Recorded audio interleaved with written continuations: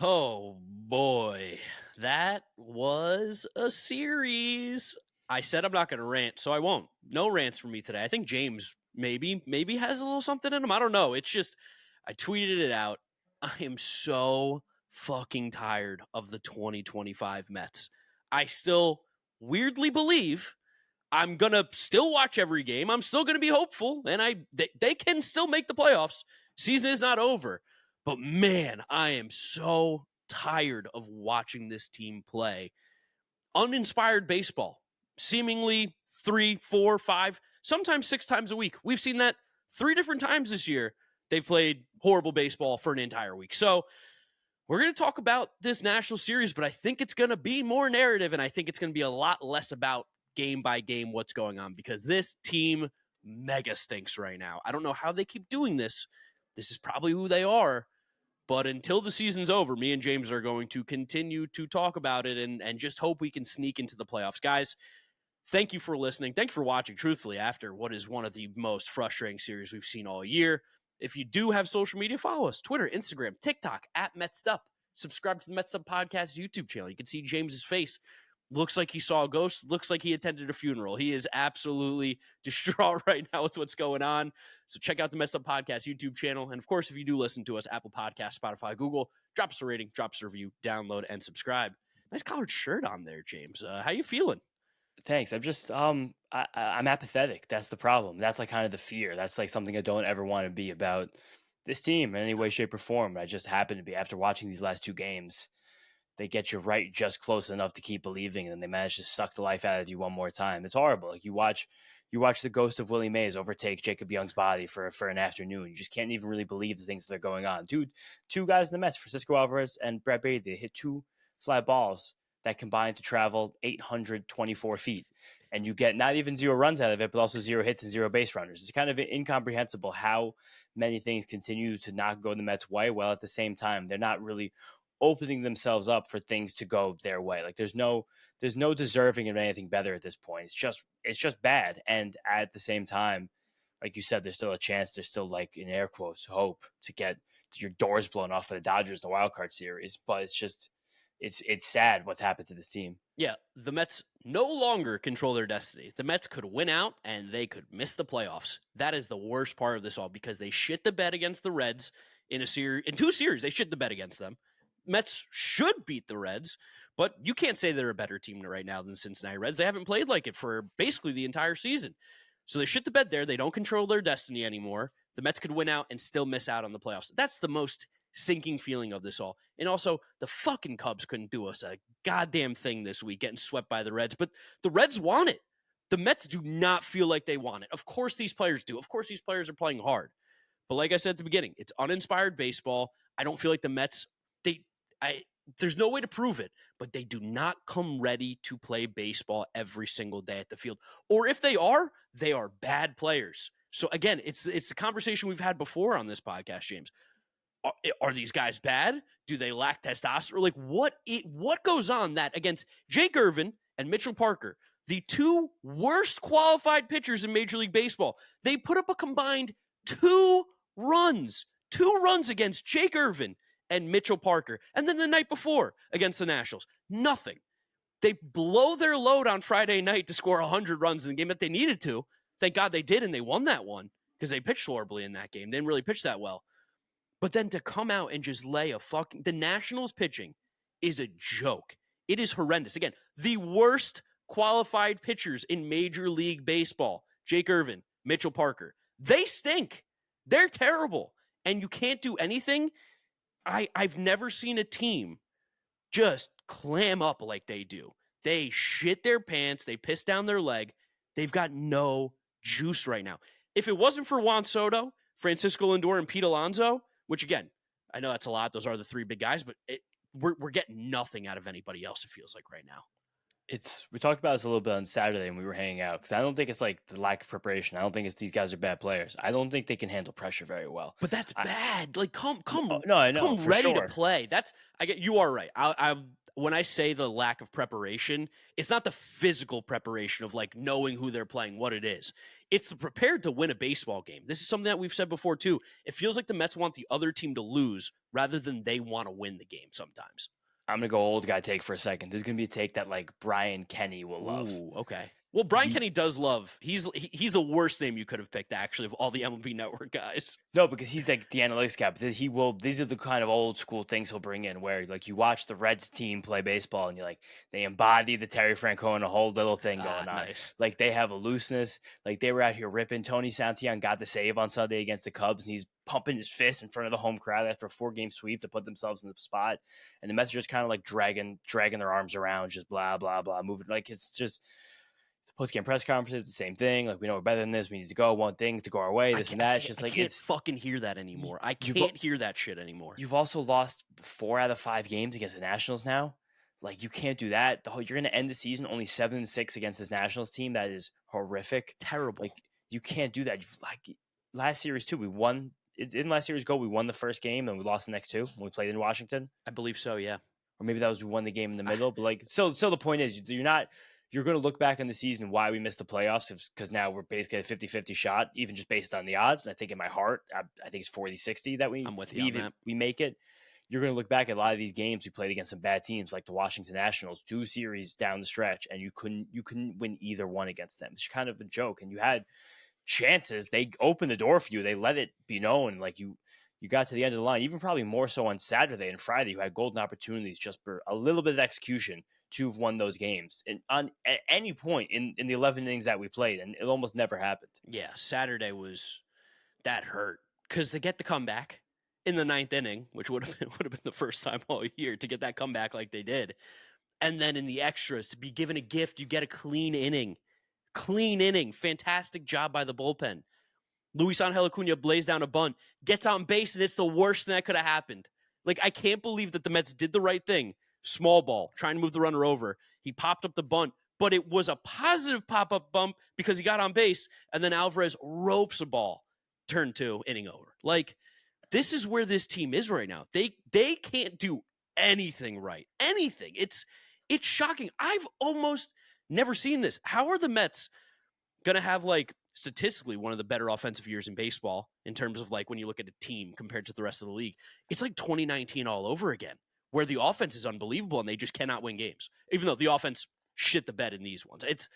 I was trying to think, how can they have such good offensive numbers, but so many games where it feels like they don't show up? And I think it's when the Mets score, they score 12 runs like they did on Friday night, and everybody hits. Yeah, they do. They kind of like they feed off each other when things go well. When things are going bad, I think the inverse happens. They kind of all take away from each other. But I even think worse in that 10th inning because I was almost a little frustrated too that Alvarez wasn't bunting because conceptually, if you're bunting the first guy to get the guy to third, you should be bunting the second guy. But also Alvarez can't bunt. The fingers are fucked up. I understand him specifically not bunting. I don't know. Do you take out Francisco Alvarez so Luis Torrens can lay down a bunt? I don't know if you do that just to get Ronnie Mauricio to the plate because of all the substitutes. I don't know if that is. If I would have felt great about that, but just knowing the double play was in play, I thought about that. I said that out loud to you. Yeah. I was much more frustrated with the way the 9th inning went down, where Soto gets the big hit with the bloop, you tie the game, and then they intentionally walk Pete, obviously, and then you double steal while Pete's up before the intentional walk. So you have guys in second and third with one out, and like, that's it. All we got to do is put the ball in play.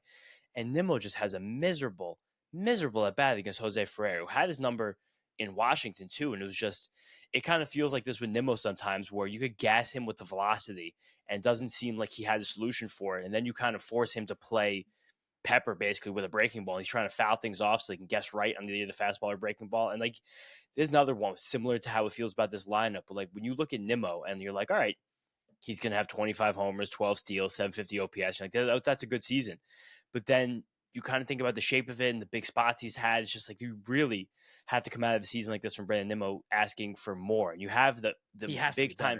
You have the big time fears of aging with Brandon Nimmo, which is that he has just been incapable of hitting fastballs this season. One of the worst guys in the whole team. That's something that he was always very good at. Something as a good hitter, something a lot of good hitters are good at. And then he's still trying to be more aggressive, but still sometimes a little too passive in the strike zone, especially the heart of it. We're going to look back this season for Nimmo is a really strange one. And it was just, all he needed to do was put the ball in play on Saturday. And the entire tenor of this whole playoff race series last week of the season changes. It's a big spot for him. He did not deliver. Been incredibly critical of Nimmo over this last month. He's left such a bad taste in my mouth this season of how he's performed. And like you said, I think you're totally right. from a zoomed out perspective, I think if you don't watch every single Mets game, you see the counting numbers. I think it's a pretty good year. You would have been happy. Honestly, I would have been happy if I heard 25 and 80, right, from Nimmo. Totally. But he's not getting on base at all. Francisco Alvarez has a higher on base percentage than him. Whatever this version of Nimmo is not acceptable. It's not very good. I know, like, this is where numbers lie, I feel like, because you look at his numbers and you think it's a pretty good season, but then you watch him play, and I would say it is an absolute failure of a season for him. Or it's where the eyes lie. I think it's something in between those two. It really is. Because I think that, like, this is the player that I thought, like, remember when it was like Nimmo's one of the most underrated players in baseball, 850 OPS, gets on base a ton, doing all that stuff.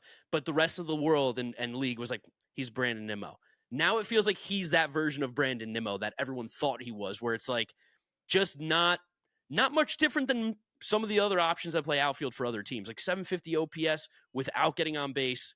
The power has been better-ish. No, it's been better for sure. 3 straight seasons, you're going to have 23 homers. No. All 3 of those are career highs. Like, that's something. Sure, but, like, if you're going to then get more home runs, you would think that, I don't know, get on base more. He's a baffling player to me, especially because, like you mentioned, it seems like you can tell what kind of at-bat it's going to be from the start. The defensive swings, that he takes, he is only trying to hit foul balls some at-bats, and that's what really drives me insane.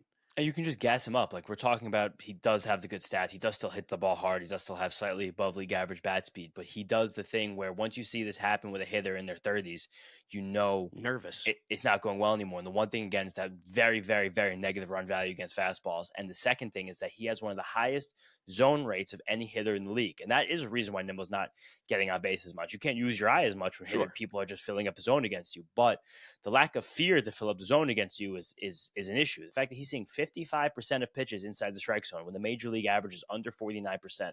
That's a massive, massive gap. That's one of the highest in all of Major League Baseball. I'm going to pull up the leaderboard right now to tell you who the other guys are with the highest zone rates in the league. It's going to be some soft contact hitters, probably some guys we just saw in this series that found ways to make plays. But it's just, that's something that when you kind of pair it with being 32 years old, the on-base percentage sinking, it's bad.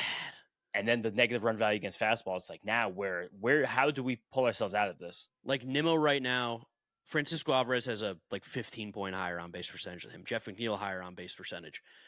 Starling Marte higher on base percentage. Brett Beatty's close, and Brett Beatty was unplayable for 40 games this year. He was statistically one of the worst hitters in baseball for a while. Like I like seeing Brandon Nimmo hit the ball hard. That's never something I'm going to complain about. But the fact that he's just, to hit the ball hard, he's become a worse player is confusing to me. Your season, your shot. The NFL season is rolling, and every touchdown can bring you closer to a payout with DraftKings Sportsbook, an official sports betting partner of the NFL. Download the DraftKings Sportsbook app and use code FOUL. That's code FOUL to get $200 in bonus bets instantly when you place your first $5 bet. Plus, over $200 off NFL Sunday Ticket from YouTube and YouTube TV. In partnership with DraftKings, the crown is yours. Gambling problem? Call 1-800-GAMBLER. In New York, call 877-8-HOPE-NY or text HOPE-NY 467-369. In Connecticut, help is available for problem gambling. Call 888-789-7777 or visit ccpg.org. Please play responsibly. On behalf of Boot Hill Casino and Resort in Kansas, fees may apply in Illinois. 21 and over. Age and eligibility varies by jurisdiction. Void in Ontario. Bonus bets expire 7 days after issuance. See sportsbook.draftkings.com/promos. NFL Sunday Ticket offer for new subscribers only and auto renews until canceled. Digital games and commercial use excluded. Restrictions apply. Additional NFL Sunday Ticket terms at youtube.com/go/NFL Sunday Ticket/terms. Limited time offer. I hate scapegoating him, but I think it's just the thing that happened Saturday's top of mind. It is just worth having these longer conversations about some of these guys. Now the season is basically over, but do you want to hear the highest rates of pitches in the strike zone for every hitter in the league? Yeah. All right, number 1, Joey Ortiz, Mr. 590 OPS, 57.3%. Number 2, Jonathan India, 57.1%. Number 3, Brandon Nimmo, 56.6. Yeah, they're not scared. Number 4, Luis Arias, 56.5. And number 5, Caleb Durbin, 56.2. So those are bad hitters. Those are 4 guys with pool noodles and Brandon Nimmo. And I think there is this idea of these pitchers that they're like, we can just get this guy. Like, don't let him do the walks, because the walk is always a big deal for Nimmo. It's going to be the lowest walk rate of his career by far, lowest on base percentage of his career. It's a very different type of player than who we used to see. And that the things that made him good before Some of them are still present, but they're not as prevalent. It hurts his value in that big contract, and Yeah. especially how much we require of him. What was great about Nimmo is when he struggled, he was getting on base. He was playing good defense. Right now, we're not getting either of those things when he struggles. And that's kind of like the hole that you can feel that we're missing, is that there's no, like, everyone's streaky. Everyone likes to talk about, like, oh, he's so streaky. He's hot and cold. Everyone's streaky. Me and James, like, as a joke one time, wanted to create a stat to find who are the most consistent players in baseball. That is still one of our goals, is to make this into a real stat, a consistency stat. Yeah. But, like, everybody's streaky. The difference is those guys get on base and stuff. Like, even when Soto was cold, right? He's still getting on base a ton. Still had like a 15% walk rate, getting on base a ton. Nimmo's not getting on base when he's cold, and that's where you feel that real just lack of a punch in this lineup at times. And because he continues to hit third and fourth. But also, again, like, based on the rest of the lineup, it's not the biggest issue. He continues to hit third and fourth. It just probably does mean there needs to be the next creation of this team, next iteration of it. There has to be someone else in between him. Like, is that guy who could be in between them? Is that Alvarez? Is that Beatty? Like, we might be getting to a point where that is realistic, and Nimmo can kind of drop down to being more of a 5-6 hitter than a 3-4 hitter. But I still think that might be a little much for those guys right now, even though we've seen a great couple of months from those two, and I trust them a lot. Another guy who, heading into the year, you hoped could have filled that void, Mark Vientos. He actually did have the big hit on Saturday. We got back into that game because of Vientos stroking that double off of Ferrer. We always say that he's the guy. If he wants to be an everyday, if he wants to get to the next level of player in this league, to be much more secure in his foothold as a true Major League Baseball player, he has to just dominate lefties. And he was able to do that again here. But then you have a moment on Sunday, which people on Twitter got pissed off at me for saying, but he's a questionable check swing. Replay showed that he probably did swing, but it was very close. On the field, he did get punched out. And then at the game, it didn't look like he did at all. But the TV angle didn't look like it either. But then when you went overhead, you can clearly see him break the wrist. And it's like, all right, he went through there. He mouthed off the umpires. Vientos does a lot. He wears the emotions on the sleeve. He sometimes his body language can really go up and down. And he got tossed. And this was just not a game when your team doesn't have any runs, you could get tossed in. I understand it was a very soft tossing, and I don't blame him for that. Like, the umpire, we don't know what he said, but based on how it looked, it didn't seem like he did enough to get ejected. Yeah, I think unless he told him he was going to, Yeah. Unless he used, like, the most colorful type of insult we could possibly imagine. MFer, Yeah. Worse than that. If it was just a bland MFer, it's like, who cares? I don't know. But in that moment, like, your team needs runners, base runners, you to stay in the game because you're a hitter and we have a lefty on the mound. It's supposed to be your thing. You just can't even give the slightest opportunity for anyone to throw you out. You just can't. No, that was a bad job by him, and we've seen it recently. And again, he did get that big hit on Saturday, but he's also been horrendous in September. Again, he really had about 15, 20 good games, and the rest of the season's been such a loss. In the last 15 games for Vientos, hitting 156 with one home run, 224 on base, 267 slugging. That's good for a sub 500 OPS over the last 2 weeks. And thinking about it, that is kind of when he was right, is when the offense was right. And then he goes, it's just missing one of those hitters. And it is interesting. So I think we are going to leave the season believing fully in Alvarez and Beatty. I know Beatty also didn't have the best at-bats through the end of this weekend. Alvarez, I thought, hit the game-tying home run on Sunday, and Jacob Young, again, with the spirit of Willie Mays controlling his limbs, somehow, some way, robs everything. But it's just, you can't do it, and something wrong. Like in this game, too, the runs the Nationals had were like kind of nonsense early on. Like, Nasim Nunez hit a rocket, but like otherwise than that, like, but also Nasim Nunez, get the fuck out of here. No, but I know Manaea wasn't sharp. And it's also the conversation of, well, I understand that the Nationals are a much worse team against lefties and righties. Like, you start Sean Manaea, like CJ Abrams doesn't even play in this game. You know what I mean? Yeah. James Wood's much worse against lefties than he is righties. Like, flip Josh Bell around. Like, those are the best hitters on this team. But it seemed to work well mentally for the Mets earlier this week for Clay Holmes 1, Manaea 2. And whether or not, I understand thinking like the matchups are better and you want to play that, but there probably has to be something to think about the mentals of these guys. And the fact that something worked, just keep the exact same mentality. Or maybe, and I don't know, maybe it's just Holmes. They want it to be like, we want Holmes to pitch out of the relief because we want to make this something that happens this week no matter what, because we need the righty. We've been talking about that, but still, something worked. And then it just didn't when you changed it a little bit. Yeah, I thought it was bizarre. People on Twitter were getting mad at me too. They're like, it's because of the lefties. It's because of the lefties. I'm like, which I understand if that's the case. I get it, but also like these guys are going to get 5 at bats in the game. So like, I don't know. At some point, you're going to get the Manaea advantage. It's going to either be the first inning or it's going to be the 5th inning, like when he comes in. I don't know. That to me is not It's also not something I'm going to give Mendoza crap for. I No, me think the neither. only reasonable answer I'll accept is that they want Clay Holmes to feel comfortable coming out of the bullpen again, because that's ultimately where he comes 100%. out in the playoffs. That I Well, can buy. What? Well, if we those make don't it. exist. If we make it. Yeah, if we make it. But, yeah, I didn't love it. I'm like, it felt like it worked. This like, we did it twice. Why did we have to change it? Sometimes Mendoza fucking tinkers a little too much with the stuff. It's like, and you've talked about it too. You're like, these players, because the lineup changes so constantly. And that's something even that just a little bit. Yeah, it's just like, what if we just go with what's working? Like, even Nimmo today in the 3-hole, it was like, oh man, I really wish conceptually Pete Alonso still gets to hit ahead of Brandon Nimmo anytime that's possible. And again, there's another situation for Manaea where, and this did happen in the Padres outing too. I'm not going to absolve him of that, but Sure, when he tries to throw those sweepers to he righties, can't do like, it. he gets stuck between a back door and a back foot, and then all of a sudden there's a bunch that just hang in the middle of the plate, and that's how these balls get crushed. Like the Jorge Alfaro double was just, that was a 3. It was an 0-2 sweeper that was absolutely middle, and it's just, you can't throw that pitch there in that situation. There has to be something else. Like, it was, I don't know. Last start, it was nice that he attacked, and he attacked in this one again, but there was just a couple of more sweepers that were in wrong spots, and they got hammered. I even thought, funny enough, I thought it was one of the best Holmes has looked all season. He looked awesome, I thought. I Looked think he looked incredible. really good. I thought he looked fresh.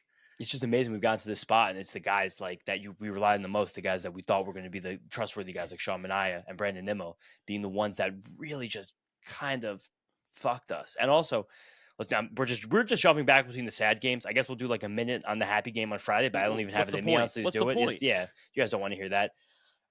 What did you think about the Edwin Díaz only 1 inning mandated in the 10th on Saturday as well? I don't know. I hate playing Monday morning quarterback. I think it was okay. That one didn't make me lose sleep. Like, that one didn't make me go, should have done this, should have done that. It's the weird part of the season where every game is literally so important that I hate not making our best people do their thing that they do best. But that's, at the same time, I can understand it more. Like, Mendoza has not had a good season. I think he's had a pretty horrible season as a manager, honestly. I don't think that one was on him. I agree with you. That was the one that I was kind of surprised got the most vitriol online, though. So I just wanted to ask you about, even though we were together when it happened. Yeah. The fact that we were together when it happened and neither of us even brought it up, I was like, all right, I think that we're having a good day. I didn't want to ruin our day. Besides that, it's just, yeah, that's just not something you really ask him to do. And it also, the other flip side of that, just as a baseball fan, would have been really cool to see a guy like Edwin Díaz go out there and just like big balls back-to-back innings. So see if you could shut them out twice in a row, the guy in second base. And also, I think there's a weird fear that even as good as Díaz is, it's still so hard to keep that run there. Totally. You don't want to burn him because he wouldn't be able to have pitched today. But it didn't matter because the Mets lose. So no, and he pitched another great inning today. But again, he's the man. Even when you get to that 11th inning, you figure like it's okay, like Tyler Rogers can do it. And then you get the gift where that was CJ Abrams makes a bonehead play. I think the reason he was out of the lineup on Sunday, and he runs into an out at third base, start that 11th inning after they failed to score a run in the 10th inning when Nasim Nunez pops up a bunt to start again. They're giving, this national team sucks. They're giving you gifts over and over and over again. And then Dalen Lyle hits a fucking rocket that Cedric Mullins turns over the wrong shoulder. Couldn't have played it worse. Yeah, I think he could definitely play the worst. That was could he have? He got an inside the park home run. Cedric Mullins, the inside the park home run was more the bounce than the turn. That showed to me how fucked up in the head Cedric Mullins is, because that was a horrible, inexcusable play by the center fielder. I've tried to be nice about Cedric Mullins because I think the fan base is killing him. Fan base was all over the center fielder this series, rightfully so. I can't defend him on that one. That was as a center fielder, as a guy who's a professional center fielder, he was not even close. And then to sell out on a ball you weren't even close to inside the park home run, it's like, fuck me. How does this keep happening? And then another bizarre, strange play on Sunday with Cedric Mullins, where the same guy who hit the inside the Parker on Saturday, as ironic as that is, Dalen Lyle, crashed into the wall. And it did look like he caught the ball. This was similar to that Braves play months ago. Remember Juan Soto? It was Ronald Acuna Jr.? And Mullins didn't realize he didn't actually catch it. No. So he rounded first base and kind of broke it all down. Was basically walking back to the dugout until he realized everyone screaming at him saying, go, go, go. But then when he turned around, it still looked like Torrens was tagging up. And he explained this in the postgame. But then at that point, he did finally break for second, but apparently time had been called because the trainer was already leaving. It's just like, what? Like, it was definitely a play where, like, similar to you're saying, like, you could just see how mentally shattered he is. Broken. And at the same time, he still should have gotten second base. I didn't realize that time could be called in that moment. Like, I thought that was a weird play. The weird way they played it. It was a bizarre play, but at the same time, it's like the lame like football term, like play through the whistle. Definitely. You're right. You've got to play through the whistle, and that's the shit that drives me insane about this Mets team, and that I see with the Nationals. Cedric Mullins crashes into a wall. Dalen Lyle, as soon as he hit that baseball, was like inside the park home run. I'm not fucking stopping until someone tackles me. He's awesome. Awesome baseball player. He's young too. He's a strong kid. I think actually if he just boosts up that bat speed a little bit, they might have a real good player there because he's got one of the slowest swings in baseball. So he just physically can't hit the ball as hard as anybody else, but he's really good. He's fun to watch. The Nationals were playing through the whistle in these games. Jacob Young making those catches. Dalen Lyle. He crashed into the wall on that play that Cedric Mullins hit. Like, I don't see that level from the Mets right now. And I thought Cedric Mullins staying at first base in what was, ended up being a double play. If he was on second base, it's not a double play. The inning can keep going. Also, everything's different. You might get that pitch in that spot. First baseman's, of course, also not playing there. Yeah. But it was a moment where it felt deflating for him not to have been on second base because it did seem like it could have been easy to get there. There's a world he could have been on third. I think the shortstop ran out to get the ball in left field. Like, it was weird, but also at the same time, for a guy in Cedric Mullins who nothing is going right, you can't let that happen. You got to make a play. You got to make something happen. Nobody on this Mets team is making something happen besides Juan Soto.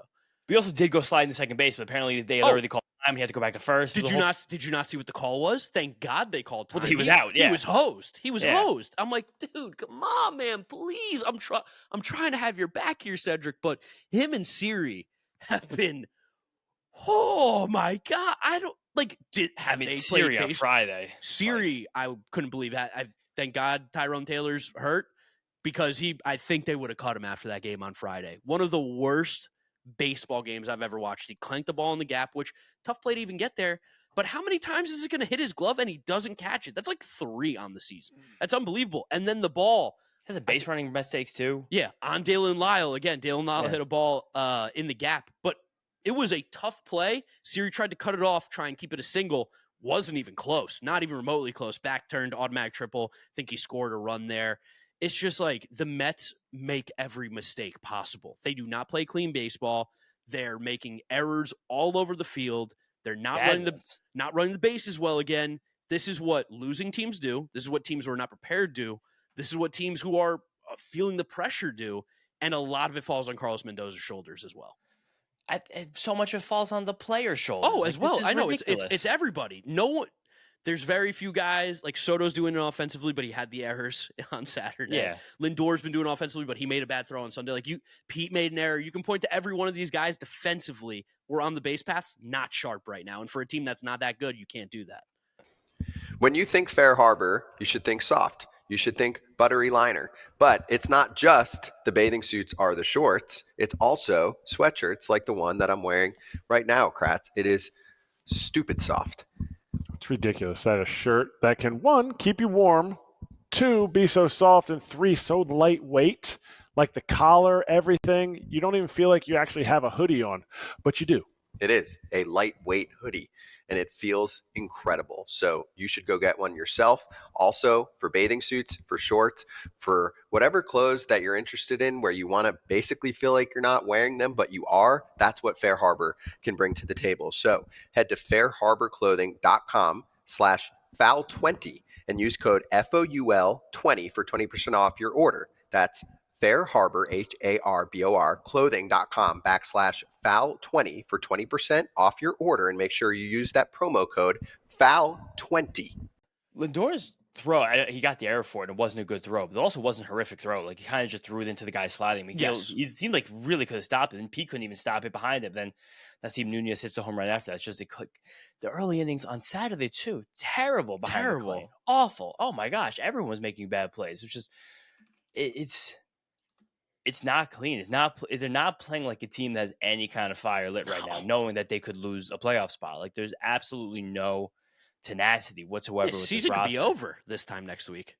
Literally exactly at this time next week. Season very well could be over. We're not in the playoffs right now. We don't have a playoff spot. Yeah. We're literally out of it right now. It's just, it's it's kind of embarrassing to watch Mega. this team do this day in and day out. It's really like sad to be a part of, truthfully, at this point. No, this is a shell of the team that we expected them to be. They're playing so poorly, and yet there's 6 games left, and I'm not going to tell you to be excited, but 6 games left, and make it happen. Every game is a must win now. You have to win every game the rest of the season, and you still might not make it, but you have to. You have to win every one. Tuesday night is the biggest game of the season. It should be treated like Game 7 of the World Series. You have to win. And then you have to win Wednesday. And then you have to win Thursday. And then you got to hope to beat the Marlins. This is the situation that they've put themselves in. It's frustrating. It sucks. But they better step the fuck up or everyone's going home. And like me, I was feeling like the Mets today, maybe thinking about some tropical vibes. I got a pina colada Celsius to get ready for this episode. Mets are going to be drinking pina coladas if they don't play some good fucking baseball over the next week. No free ads, guy. What are you doing here? But It's it fine. is just Juan Soto. Juan Soto yeah, does Juan this. Soto for Juan Soto. Of course, I always want to make the playoffs, but this team so doesn't deserve it. Oh, They suck. They They're stink. bad. It's also so funny to go through the series. Like besides again that Tyler Rogers ball, but in extra innings with Cedric Mullins making the misplay, the bullpen actually was totally fine in all of these games. Like Dickie Lovelady, Huascar Brazaban, like they were holding it down. Soto, like everybody was absolutely holding it down in these games. And then it's just the office now. So you can't. The meme, Helsley, another nice inning, 2 pretty good strikeouts. A capable inning. A backdoor slider. Had not seen him even throw yet on this team. And it's just even McClain fighting through that bullshit. Multiple wild pitches, a couple errors behind him, being able to get himself even just through the 5. I even thought there was a chance, but I think that was another situation where they might have pushed McClain for 6, but the 12 innings that keeps his rookie eligibility for next year. I think that was a yank him at 90 pitches there, which is funny because, again, all we're trying to do is thread the needle. You guys listen to us talk to Will Salmon. If you haven't, came out Saturday, kind of just about the David Stearns philosophy and like the pluses and minuses of it as we've seen them this year, where you're going to make a lot of great decisions on the margins, but sometimes the complete and surreal focus on the margins comes back to bite this team in the ass. And now you just kind of have 6 games. You can't really predict or project or figure anything out. You just have to go and do it. It's going to be a hell week. Absolute hell week of baseball coming up. Cubs and Marlins. God. Especially, again, it's going to be ironic, too, because the Cubs just had one of the worst 4-game series they've had all season against the Reds. Got swept 4 in a row. Scored like 7 runs in the 4 games in total. I'm going to get the exact amount of runs they have right here. Loading it up right now. But they lost 1-0, 7-4, 6-3, and 1-0 again. When's like the last time like you as a person, like you felt pressure, you felt nervous, you felt tight? Because, I mean, it's got to be the worst feeling ever for these guys with how tight they are. It seems like every single day. Again, unless your name is Pete Alonso, Francisco Lindor, Juan Soto, everybody's just like this, tight, hate their own skin.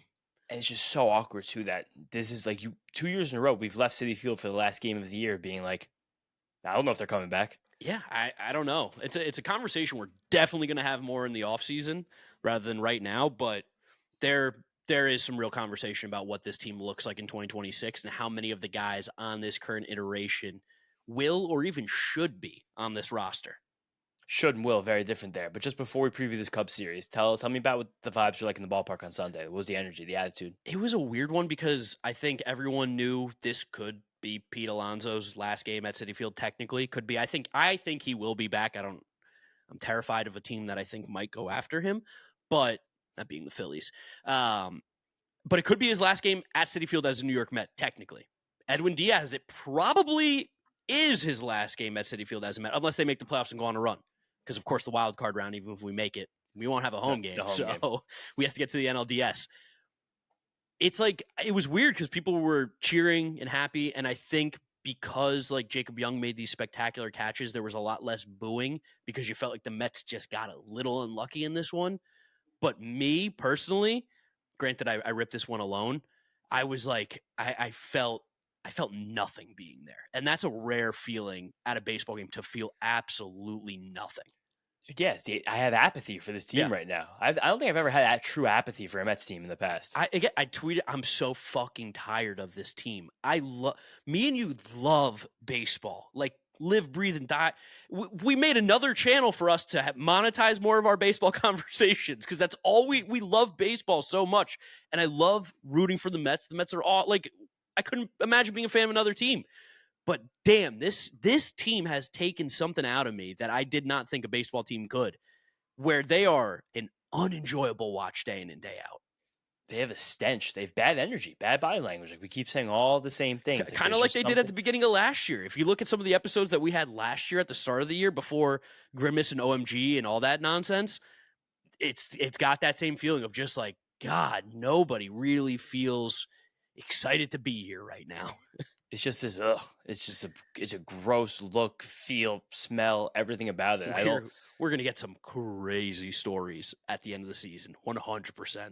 Another Tommy fan article. Shout out to the guy Jeremy that we met on Saturday night in Astoria, talking about Mets stuff. Big fan of the podcast. He was telling us that this team needs like something crazy just in the locker room next year. And he was talking about, he was vouching for Wilson Contreras.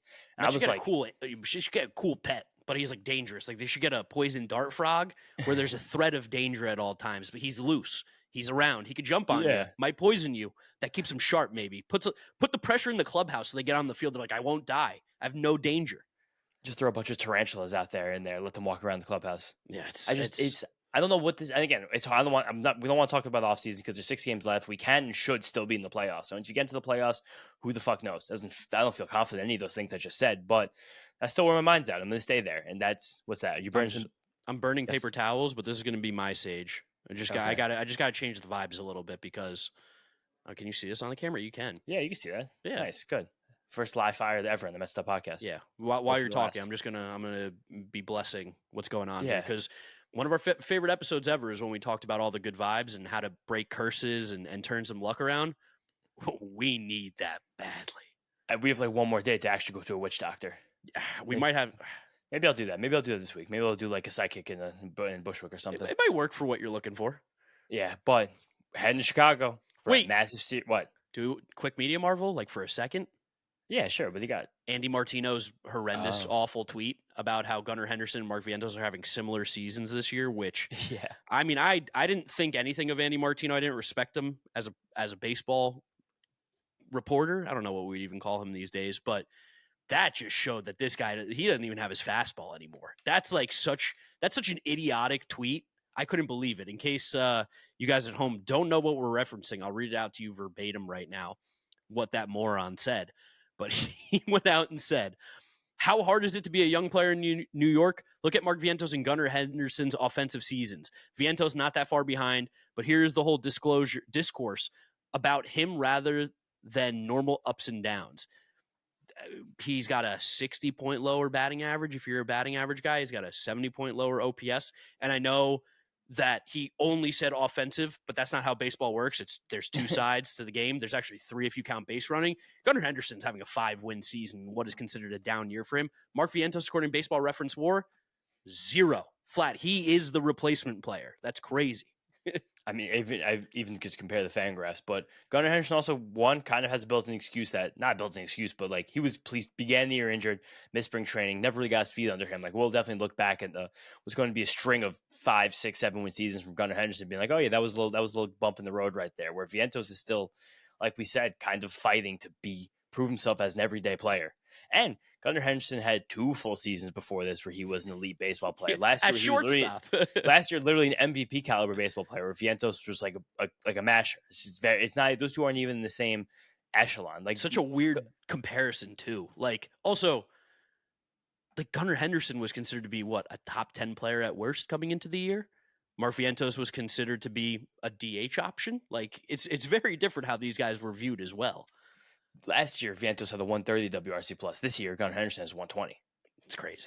So again, that's the good year versus the bad year. Those 2 guys are never in the same echelon. Last year, Mark Vientos was a great year. He barely had half the wins above replacement that Gunnar Henderson is going to have this year in the bad year. Like that was just so stupid. I think a lot of these guys who are the New York sports reporters, it is hard to keep attention to all the things going on in the other teams. That's what the windup is for. So you guys keep track of all that with Mark and I. Talk about players from all over the league, but those 2 should never be in the same sentence again unless they like wind up as teammates someday. Yeah, unless you're talking about like these are 2 players that aren't similar at all. Yeah, these are 2 guys who are a year apart in age because Henderson is still a full year younger than Mark Vientos too, which is another funny part about that. But quick, just get a little bit out. I don't even have the heart to shit on Andy Martino right now. This team pulled it out of me. The day that ends in Y, I can dunk on that guy any chance I get.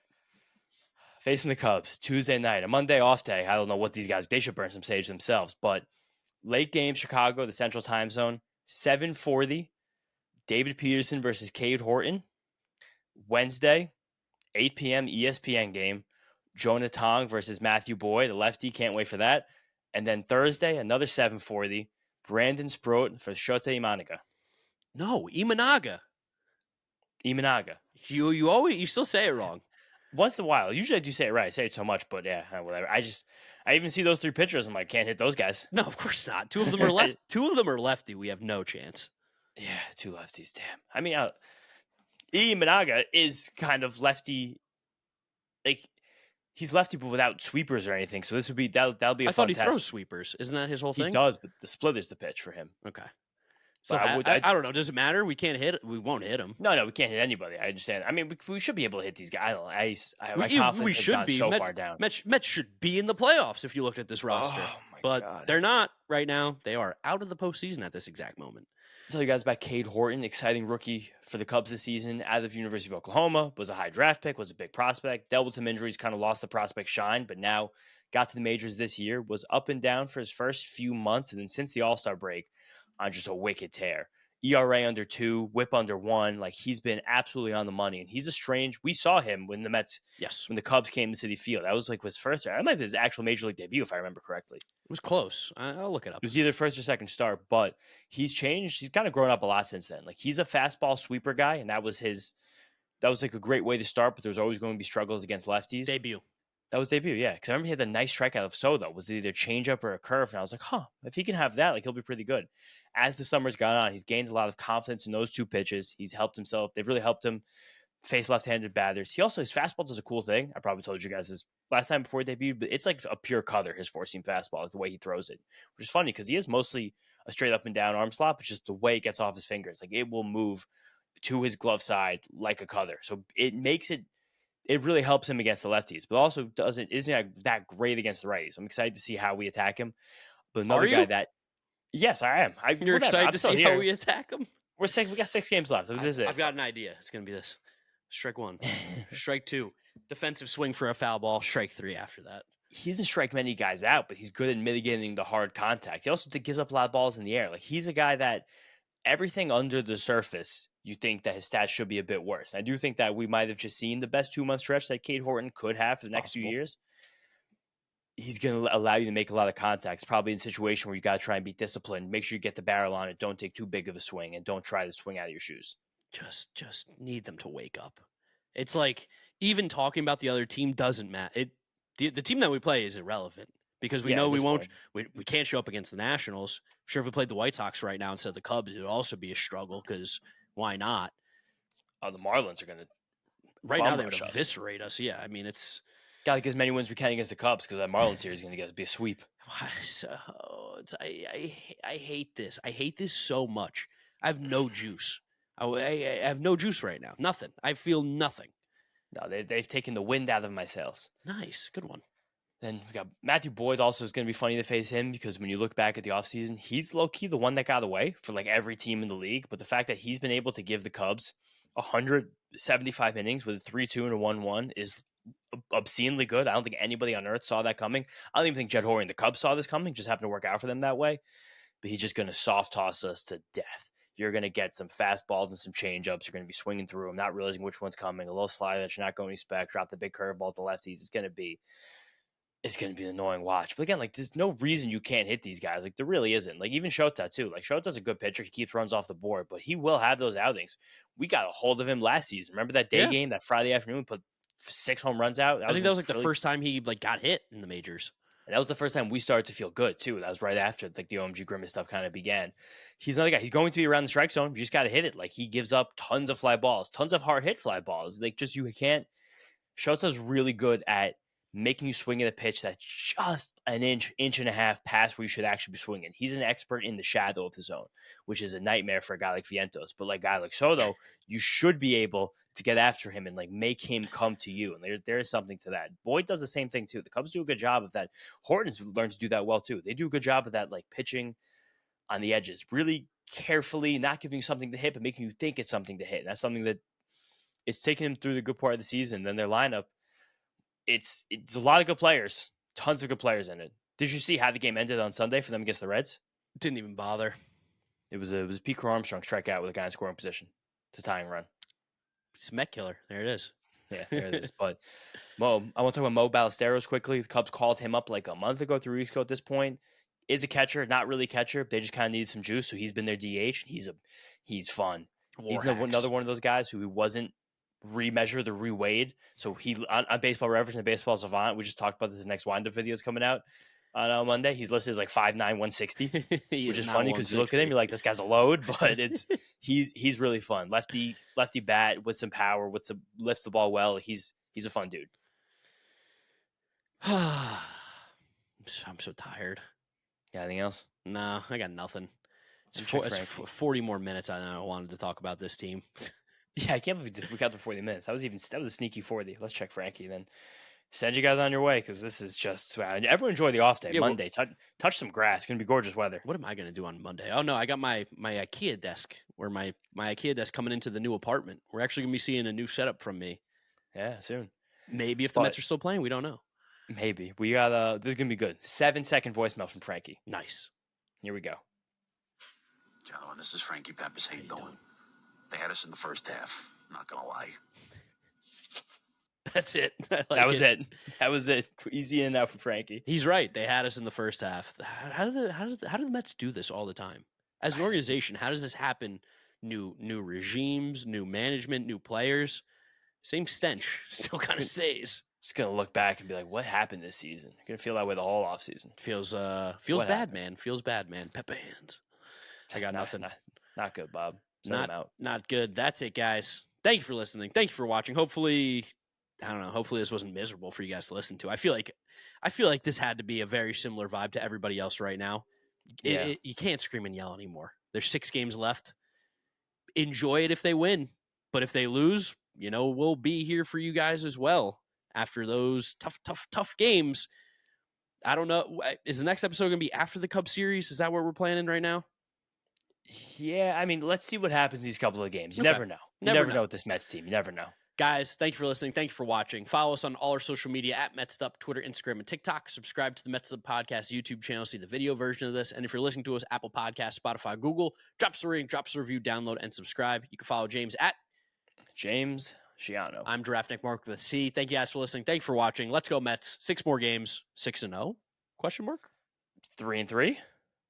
Probably doesn't get us in, so I think it might. Let's go Mets. Let's go Mets.